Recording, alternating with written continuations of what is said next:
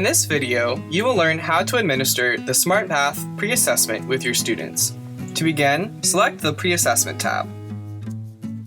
You'll notice here that there are two pre-assessments that need to be done before you complete any of the lessons. This is going to give you a good baseline to see what students have learned before the lessons. The teacher pre-assessment consists of 3 questions and can be answered directly on the Pre-Assessment tab by yourself before you begin any of the lessons with your students. To begin the student pre-assessment, click on Enter Pre-Assessment. This will bring you to a preview of the pre-assessment. From here, you, as the teacher, can take a look at the questions before administering them to your students.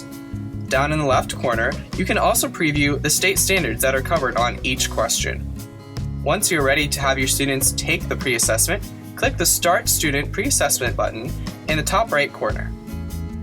After you click the Start Student Pre-Assessment button, you will be prompted to give your class a name. I would recommend giving each class a unique of a name as possible, especially if you have multiple classes you're planning on using the martPath curriculum with, or if you plan on implementing martPath every year. For this tutorial, I'm going to name my class, Class A.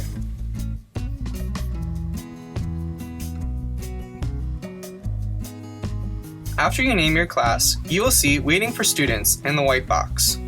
And in the black box, you will see Send Students to this link to complete the test, followed by a URL. The link is a unique assessment link. Clicking on it will send students directly to the test. You can have students take the assessments one at a time, or you can have the link available on several devices. Now, let's trade roles, and imagine we're a student for a moment. If you click on the link provided by the teacher, you're prompted to enter your first and last name. An important side note, you are the only person who will have access to individual student scores and names. We know student privacy is very important. Now, let's go ahead and select a name and start the assessment. You'll notice it looks similar to the pre-assessment preview. There are, on average, 9 to 12 questions for the assessments, depending on the grade level. They were designed to be visually engaging and provide students with a variety of question types, such as drag and drop, multiple choice, sorting, and so forth. Students can push the green play button to have each question read to them. This is a great resource for all learning levels.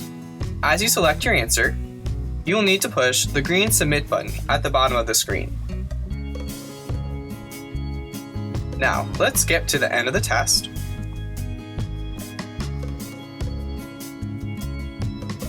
At the end of the test, if they have not completed all of the questions, it will prompt them to go back and answer those questions. If they have completed all of the questions, the student must select the End Test button. After students select End Test, a new test will begin and a new student will be asked to enter their first and last name. If your entire class is taking the assessment as a group, the student should simply X out of the window. However, if you have it set up as a station at a single computer, the next student can come over and begin their test. Now, let's go back to what we're seeing as a teacher. There are several things to point out here. The dots for each answer are displayed. Green is the correct answer, and red is an incorrect answer. You can also track students' progress as they take the test. The answers will fill in as they are completing them. This gives you a nice way to track whether or not students are staying on task. Also, if you hover the cursor over any dot, a box will appear that contains the question associated with that answer, and the standard to which it is aligned. This makes it very easy to determine not only which questions your class got right or had trouble with, but also lets you know which standards have been met. Once all of your students have completed the pre-assessment, select the End Test button in the black box, and the results for your class will be collected and displayed on the martPath portal. Now, if we go back to the pre-assessment and scroll down, we will see our results under Class A.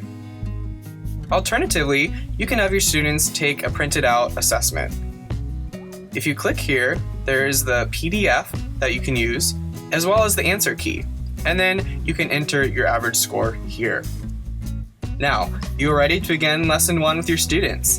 In Video 3, we will explore the different components that make up each lesson in the martPath curriculum.